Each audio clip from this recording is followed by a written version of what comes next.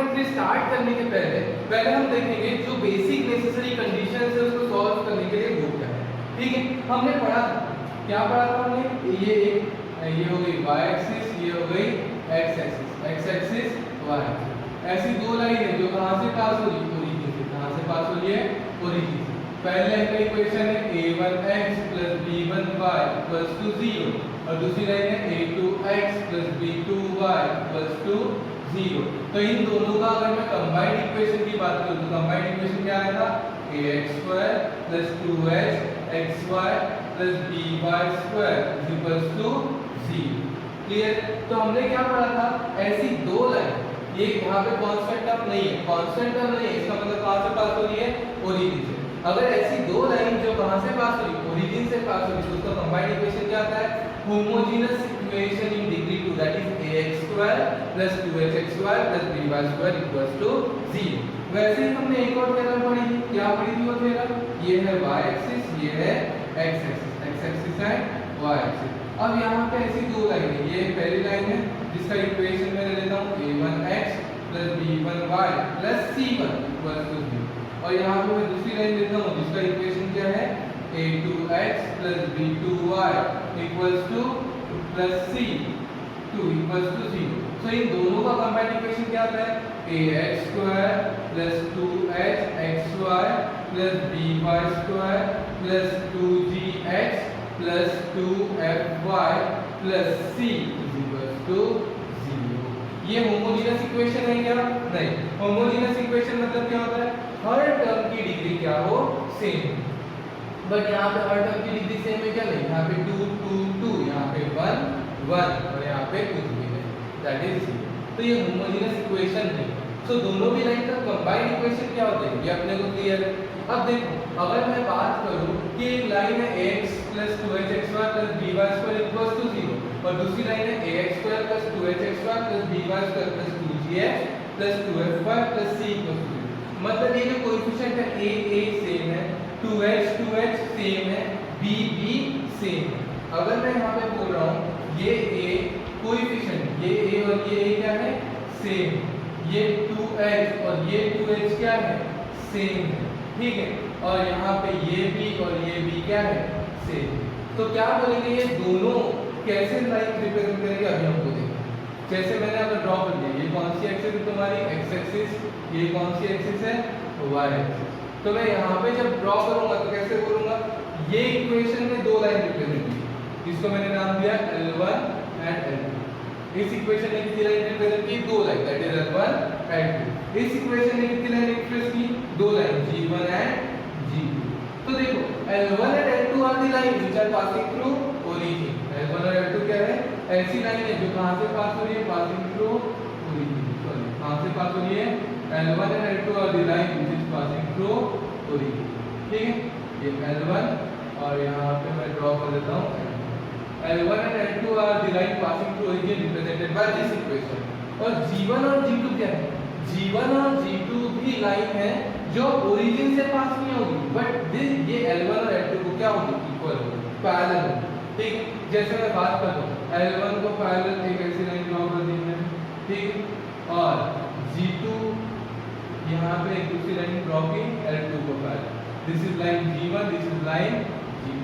क्या बोला मैंने, मेरा बोलना ये है कि अगर coefficient of a x2 xy and y2 इसमें और इसमें क्या है, सेम है, तो क्या बोलूंगा, अगर दोनों के कोएफिशिएंट सेम है तो यहाँ पे लाइंस क्या होगी, पैरेलल बनेगी। इसमें अगर दो लाइन रिप्रेजेंट की L1 L2 तो वो दोनों ओरिजिन से पास होगी, ड्रॉ कर दिया, ओरिजिन से पास होगी।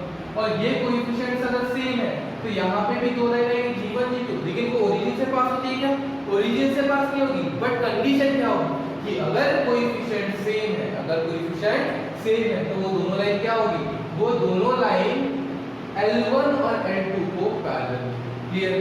अब if the coefficient of x2 xy and y2 are same in equation, in homogeneous equation and in equation of degree 2, तो क्या बोलेंगे, वो दोनों लाइन इक्वेशन 1 में रिप्रेजेंट की हुई लाइन इक्वेशन 2 की लाइंस को क्या है, parallel.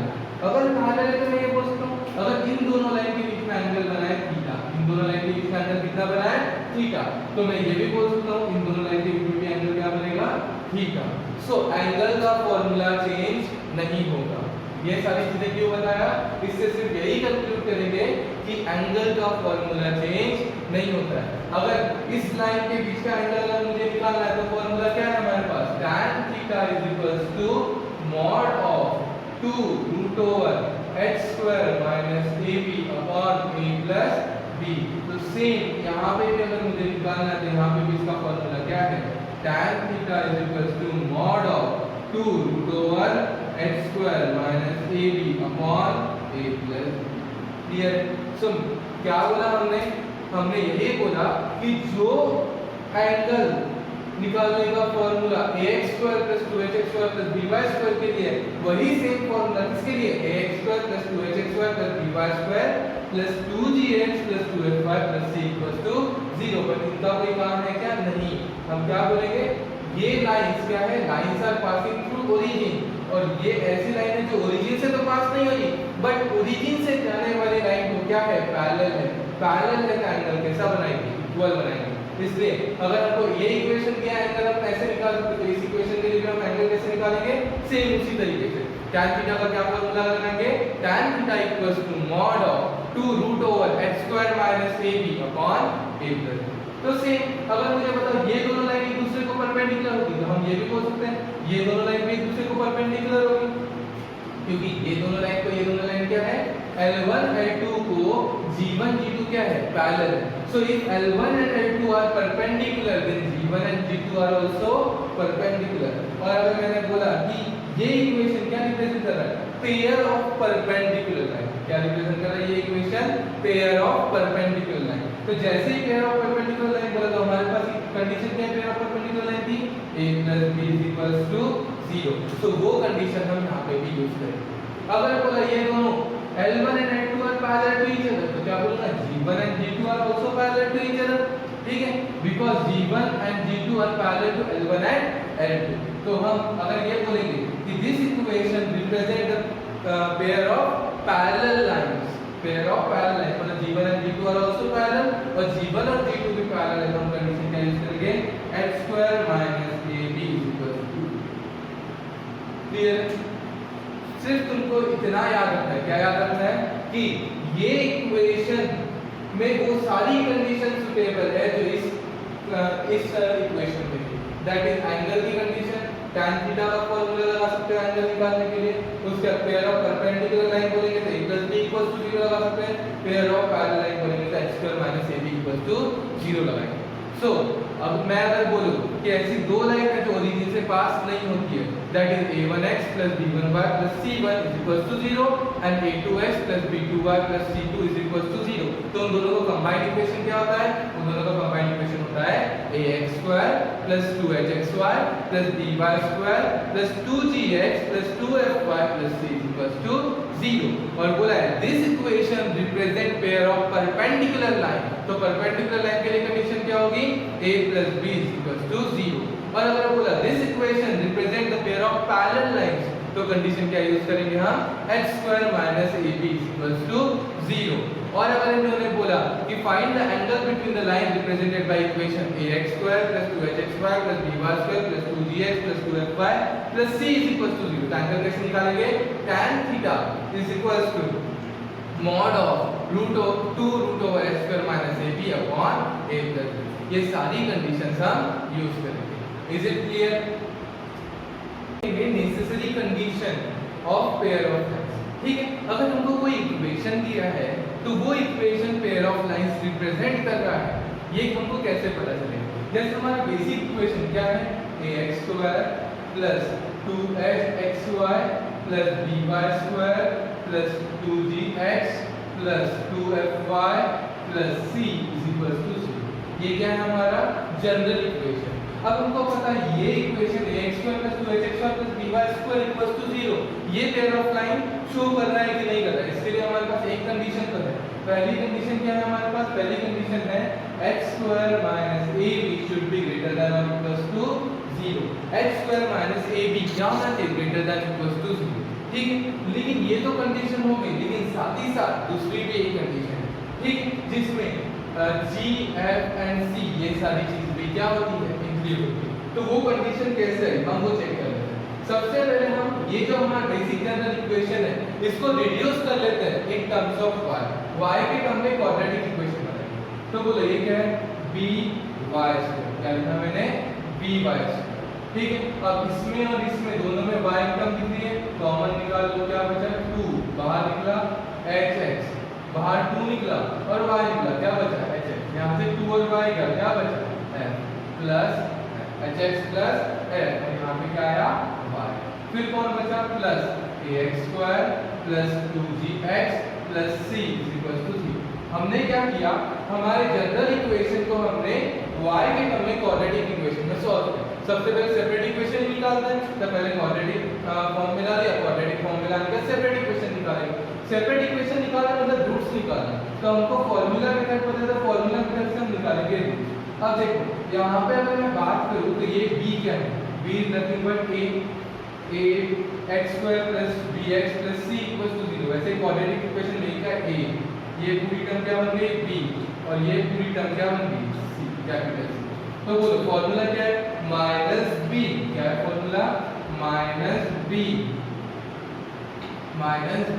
Plus minus root over b square मतलब कौन 2hx plus f whole square, b square minus 4ac, a कौन है, a है b और c कौन है ax square plus 2gx plus c, okay, upon 2 a की वैल्यू क्या है, ठीक है। अब ये हमारी वैल्यू है। अब मुझे एक बात बताओ, यहाँ पे दो इक्वेशन तो आएंगे, जब प्लस माइनस के बाद कुछ ना कुछ आएगा। अब अंदर में कुछ ना कुछ आने के लिए ये 0 होना चाहिए, क्या 0 नहीं होना चाहिए। इसका मतलब अंदर कुछ ना कुछ आना चाहिए, क्या बनना चाहिए, परफेक्ट स्क्वायर, क्या बनना चाहिए, परफेक्ट स्क्वायर। अब परफेक्ट स्क्वायर किसको बनाना है, इसको देखो यहाँ पे 2 का स्क्वायर क्या है 4, यहाँ पे भी कौन है 4, यहाँ से 2 का स्क्वायर 4 है, इसको बाहर निकाला, इस 4 को बाहर निकाला और वो 4 बाहर निकलेगा तो क्या बनेगा 2, ठीक। मतलब अंदर में क्या बचा, अंदर में हमारा जो बचा उसको हम नीचे लिख देते हैं, अंदर में जो बचा उसको हम नीचे लिख देते हैं, क्या बचेगा hx plus f whole square. यहाँ से 2 का स्क्वायर 4 बाहर निकला, यहाँ पे 4 है, दोनों में से 4 को कॉमन निकाला, रूट के अंदर क्या था 4, बाहर निकलेगा तो क्या आया 2। अब अंदर में जो बचा है वो क्या होना चाहिए, परफेक्ट या परफेक्ट स्क्वायर, तो क्या करेंगे hx plus f whole square minus b ax square plus 2gx plus c, okay. अब ये क्या होना चाहिए, परफेक्ट स्क्वायर। परफेक्ट स्क्वायर के लिए पहले तो इसको क्वाड्रेटिक इक्वेशन में बनाते हैं, बोलो क्या होगा, a plus b whole square, a square plus 2ab plus b square, ठीक है, माइनस b अंदर क्या तो abx square minus 2gbx minus bc, ठीक है। अब मुझे बताओ ये क्या दिख रहा है, x स्क्वायर, तो इसमें से x स्क्वायर को कॉमन निकालें, इन दोनों में से x स्क्वायर को कॉमन निकालें, क्या बचा x square minus ab into x square. यहाँ पे इसमें और इसमें कौन है, x है, कॉमन निकाला, प्लस 2 बाहर निकाला और किसको कॉमन निकाला x को, तो क्या बचा, यहाँ से 2 गया और x गया, क्या बचा x है, यहाँ से 2 गया और x गया, क्या बचा g, ओके। अब यहाँ पे कौन सा कौन बचा, plus f square minus bc, clear. अब मुझे एक बात बताओ, सबसे पहले क्या किया हमने, जनरल इक्वेशन को रिड्यूस किया इन terms of y, quadratic equation in terms of y, फिर y की वैल्यू निकाली यूजिंग फार्मूला मेथड। जैसे ही फार्मूला मेथड मैंने अप्लाई किया तो मुझे यहाँ पता चला कि दो सेपरेट इक्वेशन बनना जरूरी है, तभी पेयर ऑफ लाइंस बनेगी, और दो सेपरेट इक्वेशन तभी पॉसिबल है जब इसकी वैल्यू क्या होगी, कुछ ना कुछ होगी। अगर इसकी वैल्यू 0 होगी तो यही दोनों सेम इक्वेशन आ जाएगी, कोइंसिडेंट लाइन आ जाएगी, लेकिन कोइंसिडेंट लाइन नहीं आना चाहिए, मतलब इसकी वैल्यू क्या होना चाहिए, कुछ ना कुछ होना चाहिए। मतलब ये परफेक्ट स्क्वायर बन के कहाँ निकलना चाहिए, बाहर निकलना चाहिए। अब इसी को सॉल्व करना है, इसलिए मैंने इसका एज इट इज लिख दिया। लिखने के बाद सॉल्व किया, सॉल्व करने के बाद हमको दिखाइए क्या बना, quadratic equation in terms of x square. So अब मैं इसकी वैल्यू को बोलता हूँ a, यहाँ पे जो वैल्यू इसको बोलेंगे b, और यहाँ पे जो वैल्यू इसको बोलेंगे अपन c। अब मुझे बताओ ये परफेक्ट स्क्वायर बनना चाहिए, परफेक्ट स्क्वायर मतलब इक्वल रूट्स, परफेक्ट स्क्वायर मतलब इक्वल रूट्स। और हमने पढ़ा है डिटरमिनेंट डिस्क्रिमिनेंट में क्या होता है, जब delta that means b square minus 4ac की वैल्यू क्या है इक्वल्स टू 0, तब क्या बनेगा परफेक्ट स्क्वायर। सो अब मैं क्या ले लूंगा इसको d इज इक्वल्स टू 0, क्या लूंगा डिस्क्रिमिनेंट क्या होगा 0। तो मैं यहां पे सॉल्व करूंगा, d मतलब क्या b square minus 4ac equals to 0। b की वैल्यू क्या है देखो 2hf माइनस gb, ठीक है, होल स्क्वायर माइनस 4 a की वैल्यू क्या है h स्क्वायर माइनस ab, ठीक है, इनटू c क्या है f square minus bc is equals to 0।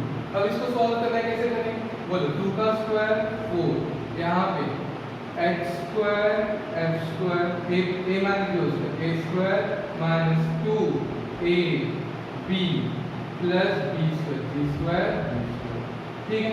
अब मैं इसको और सॉल्व करूंगा तो क्या होगा -4 एज इट इज, ठीक है, और अंदर में इसको सॉल्व करो h square into f square f square, ठीक है, h square minus bc minus h square bc, ठीक है, minus ab into f square minus ab f square minus ab into minus bc plus ab square is equal to 0।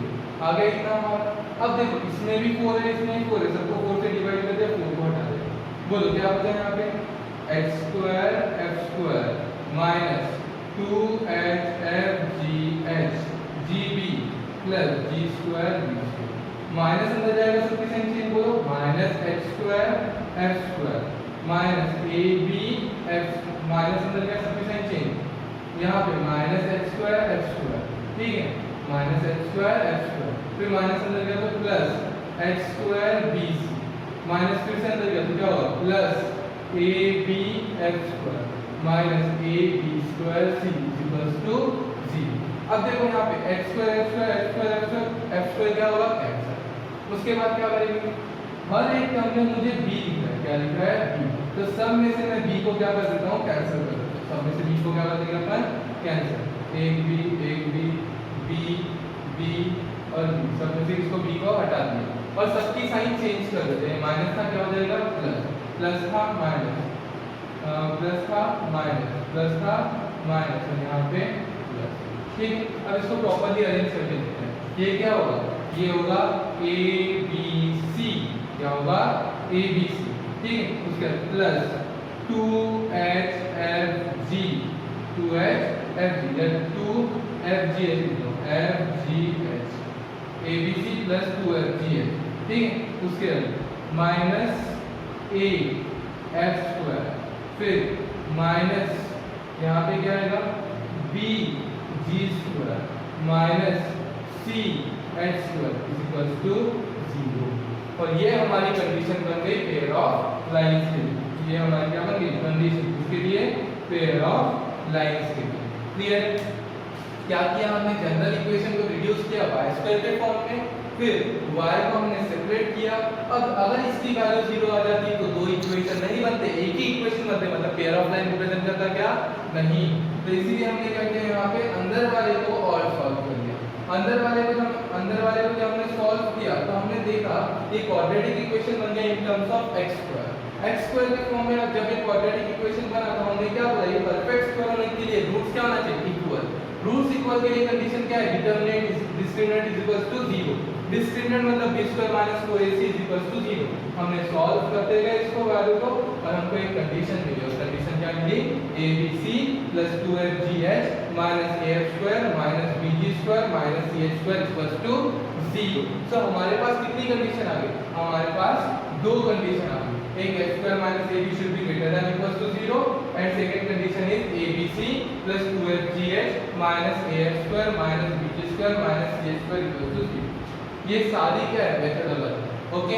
वैसे तुम लोगों को board के लिए डायरेक्टली याद रखना है नेसेसरी कंडीशंस, क्या रखना है necessary conditions, so that the equation ax square plus 2hx square plus by square plus 2gh plus 2f square plus c is equal to 0 shows the pair of lines, ठीक है। तो पहली condition है x square minus ab equals to 0 and second condition ये है। अब इस condition को याद कैसे रखना है, हमारे बेसिक इसमें क्या क्या आ रहे हैं, देखो एक जैसा हम इक्वेशन पढ़ते थे इसमें ABC आता है और FGH आता है। क्या आता है? ABC और FGH। तो सबसे पहले लिखेंगे अपन ABC, क्या लिखेंगे?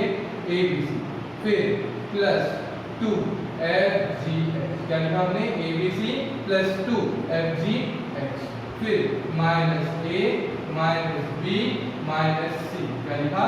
Minus A minus B minus C equals to 0। फिर यहाँ पे लगाएंगे sorry f square g square h square equals to 0। तो कंडीशन क्या बनी? देखो ABC प्लस 2FGH सीक्वेंस में चला, ABC फिर FGH, ABC plus 2FGH minus A minus B minus C, फिर f square g square h square equals to 0। तो दो कंडीशन हमारी, दो कंडीशन में पहली condition h square minus AB should be greater than और equals to 0 and second condition क्या है? ABC plus 2FGH minus A f square minus B g square minus C h square equals to 0। और ये जो है यही expansion है, basically यही क्या है? एक्सपांशन। किसका एक्सपांशन? डिटरमिनेंट का। कौन सा determinant? A B C H H G G and F F is equals to 0। सो हम ये अगर याद नहीं हो रहा तो हम इस तरीके से भी याद रख सकते हैं, A B C H H G G F F is equals to 0। Clear?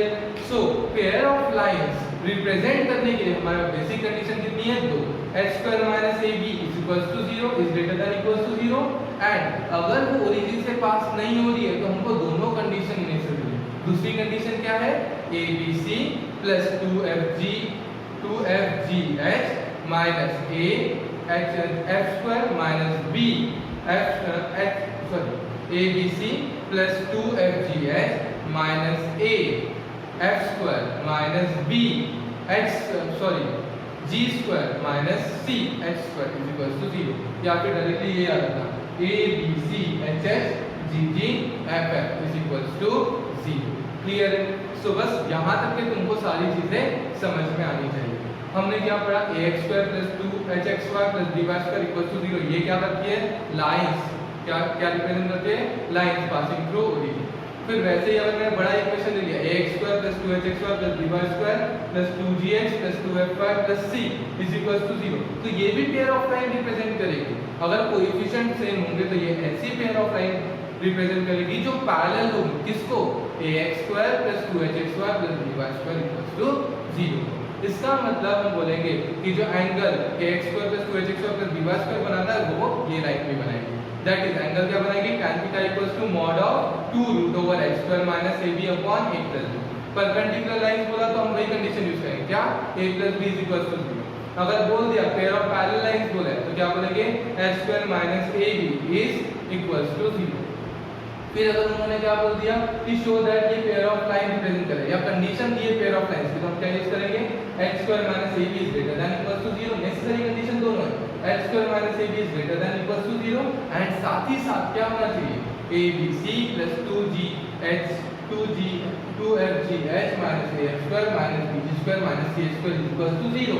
या फिर इसी का डिटरमिनेंट फॉर्म क्या है? abc hh gg ff is equals to 0। Is it clear? अब हमारा इस चैप्टर का सबसे लास्ट टॉपिक है। लास्ट टॉपिक क्या है? हमको बताना है पॉइंट ऑफ इंटरसेक्शन। क्या? अब पॉइंट ऑफ इंटरसेक्शन किसका? ये इक्वेशन जो दो लाइन रिप्रेजेंट कर रही है, ये इक्वेशन कितने लाइन रिप्रेजेंट कर रहा है? 2। और दोनों लाइन का जो पॉइंट ऑफ इंटरसेक्शन है वो पॉइंट ऑफ इंटरसेक्शन हमको बताना है। वैसे डायरेक्टली मैक्सिमम लोग याद रख सकते हैं लेकिन याद रखने कोई मतलब नहीं, ठीक है? जब क्वेश्चन थोड़े क्रिटिकल हो जाएंगे तब प्रॉब्लम आता है, इसलिए हम क्या करेंगे? इसको डायरेक्टली सॉल्व करने की जो मेथडोलॉजी है उसको एक बार समझें। ठीक है? देखो हमारा इक्वेशन क्या है? ax square plus 2hx square plus dy square plus 2gh plus 2fy plus c equal to 0। अभी हम लोगों को बेसिक डेरिवेटिव का आता है, ठीक है? क्या आता है? Basic derivative. अगर मैं ऐसा बात करूं del of del del x, क्या बोला? Del del x। डेल मतलब क्या होता है? डेल मतलब पार्शियल डेरिवेटिव, डेल मतलब partial derivative with respect to x। मतलब x क्या बन जाएगा? x इज द फंक्शन, ठीक है? x इज वेरिएबल, बाकी सब क्या है? कांस्टेंट। तो हम जब इस पूरे इक्वेशन को इससे डेरिवेटिव करेंगे तो बोलो क्या मिलेगा आंसर? तो इसका डेरिवेटिव करो x के रिस्पेक्ट में, क्या होगा 2ax, x स्क्वायर का 2x, a कांस्टेंट है बाहर, a 2x मतलब 2x, फिर प्लस यहाँ पे अगर हमने डिफरेंशिएट किया तो क्या होगा बोलो, x 2hy कांस्टेंट रहेगा, x का 1 दैट इज 2hy, यहाँ पे b y स्क्वायर x नहीं है 0, यहाँ पे x है प्लस 2g, ठीक है, यहाँ पे x नहीं है कांस्टेंट 0, यहाँ पे भी कांस्टेंट है 0, मतलब हमारा आंसर क्या है, क्लियर। तो हमको एक इक्वेशन मिल गया, जब हमने x के रिस्पेक्ट में पार्शियली डेरिवेटिव किया तो हमको क्या मिला, एक इक्वेशन, सब में 2 दिख रहा है, हम 2 को हटा देंगे, क्या मिलेगा हमारा equation, ax plus xy plus g is equals to 0, equation 1, clear. अब वैसे ही जैसे मैंने x को लेके किया वैसे ही अब मैं किसको लेके करूंगा, y को लेके डिफरेंशिएट करो, यहाँ पे y है क्या, y नहीं है मतलब y है क्या, हाँ y है, बाकी सब कांस्टेंट बाहर निकालो, क्या बचा 2hx y का 1 प्लस यहाँ पे y है क्या बचेगा 2by, यहाँ पे y नहीं है 0, यहाँ पे y है क्या होगा 2f कांस्टेंट का 0, अब यहाँ पे भी 2 दिख रहा है, सब में से 2 को हटा दो, क्या मिलेगा hx plus 2by plus f is equal to 0, equation 2। अब अगर तुम इक्वेशन 1 और इक्वेशन 2 को थोड़ा ध्यान से देखो तो तुमको दो इक्वेशन मिल गए, क्या मिल गए, दो इक्वेशन मिल गए x और y के टर्म में, तो दो इक्वेशन दो वेरिएबल सॉल्व करना पॉसिबल है। If number of variable is equal to number of equation, तो इक्वेशन सॉल्यूशन निकालना पॉसिबल है। तो यहाँ से अपन x और y की वैल्यू निकाल सकते हैं, जो मेथड अप्लाई करना है वो मेथड तुम अप्लाई करो। हम यहाँ पे कौन सी मेथड अप्लाई करेंगे, यहाँ पे अपन अप्लाई करते हैं क्रॉस मल्टीप्लिकेशन मेथड, जो हमने 10th में पढ़ी। बोलो कैसे करते हैं, यहाँ पे सबसे पहले कोएफिशिएंट लिखना शुरू करें, a h, फिर यहाँ पे h b, फिर यहाँ पे g l, फिर से यही रिपीट a h, ठीक है। फिर क्या करेंगे अपन यहाँ पे इनका पेयर बनाएंगे, क्या करेंगे इनका pair, first pair second pair third pair, first pair 1 के नीचे, सेकंड पेयर x के नीचे, थर्ड पेयर y के नीचे, क्लियर है। तो हम लोग सॉल्व कर सकते हैं इसको, बोलो कैसे करेंगे, 1 अपॉन, बोलो कैसे बोलोगे 1 अपॉन, इसको सॉल्व कर देंगे a इंटू बी, बोलो a into B A B minus H square, क्या बोलेंगे A B minus H square is equal to x upon, बोलो x अपॉन क्या बोलेंगे एच एफ माइनस बी, क्या बोलेंगे H F minus B, H F minus B, clear. y upon, y के नीचे क्या बोलेंगे G H minus A F, क्या बोलेंगे G H minus A F, G H minus A F, clear है। और फिर यहाँ से x की वैल्यू क्या आएगी, बोलो x की वैल्यू आएगी तुम्हारी H F minus B G upon A B minus H square, and y की वैल्यू क्या आएगी, y की वैल्यू आएगी G H minus A F upon A B minus H square. So point of intersection आ गया तुम्हारे क्या है, H F minus B G upon A B minus H square, y की value G H minus A F upon A B minus H square, clear है। कैसे तुम लोग इसको डायरेक्टली मेमोराइज भी कर सकते हो, बट स्टेप याद होना चाहिए, स्टेप अगर याद नहीं तो इनकेस अगर कभी भूल गए तो डायरेक्टली निकालना आता है, बहुत सिंपल तरीके से अपन निकाल सकते हैं। बोलो क्या करना है, सबसे पहले जो हमारा इक्वेशन है, इक्वेशन को x के रिस्पेक्ट में डिफरेंशिएट किया पार्शियली, फिर उसी इक्वेशन को y के रिस्पेक्ट में किया, x के रिस्पेक्ट में किया तो हमको एक इक्वेशन मिला, y के रिस्पेक्ट में किया तो हमको एक इक्वेशन मिला। दोनों इक्वेशन को हमने कैसे सॉल्व किया, क्रॉस मल्टीप्लिकेशन मेथड से। क्या करता है, सबसे पहले कोएफिशिएंट्स को लिख देते हैं, फिर first term second term third term, first 1 के नीचे, सेकंड x के नीचे, थर्ड y के नीचे। फिर कैसे निकाल लेंगे हम, बोलो 1 अपॉन क्रॉस मल्टीप्लाई करना a b minus h square, फिर x upon hf minus bg square, y upon gh minus af कर दिया, हमारा आंसर आ जाएगा। तो तुम्हारे पॉइंट ऑफ इंटरसेक्शन जो है वो तुमको याद होना चाहिए। क्या है point of intersection, point of intersection को ऐसे भी लिखते हैं ब्रैकेट में, क्या hf minus bg upon ab minus h square, comma gh minus af upon ab minus h square. So ये दोनों भी पॉइंट ऑफ इंटरसेक्शन तुमको याद होना चाहिए, क्लियर है। तो पूरे लेक्चर में हमको क्या मेमोराइज करके रखना है, ठीक है, सारी की सारी चीजें हमको एकदम याद होनी चाहिए। ठीक है।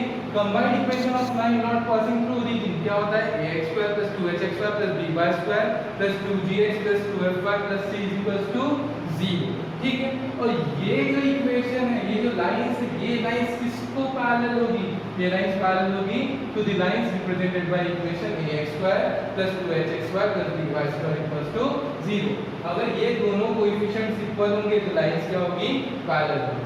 ठीक, अब यहाँ पे ध्यान दो, नेसेसरी तीन चीज हमको याद रखना है। Necessary condition for pair of lines क्या है, abc plus 2fgh minus a f square minus b g square minus c h square equal to 0। तो हम इसको किस तरीके से याद रखेंगे, determinant of abc hh gg ff is equal to 0। और दूसरी कंडीशन क्या है, basic condition h square minus ab is greater than equal to 0। तो ये याद होनी चाहिए। इसके ऊपर काफी बार क्वेश्चन पूछे जा चुके हैं बोर्ड में, आगे ही पूछेंगे।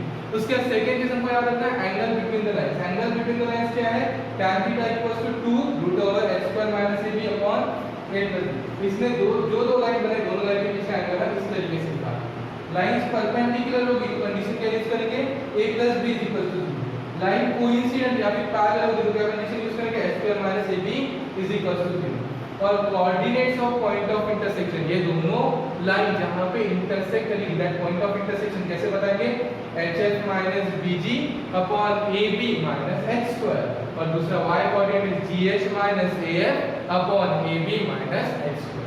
सो ये सारी चीजें तुमको बहुत अच्छे से याद होनी चाहिए। ठीक, तो इन सारी चीजों को बहुत अच्छे से याद करके रखो। यहाँ पे हमारा चैप्टर पूरा कंप्लीट होता है, बस जब 4.3 एक्सरसाइज उसके क्वेश्चन सॉल्व करें। ओके।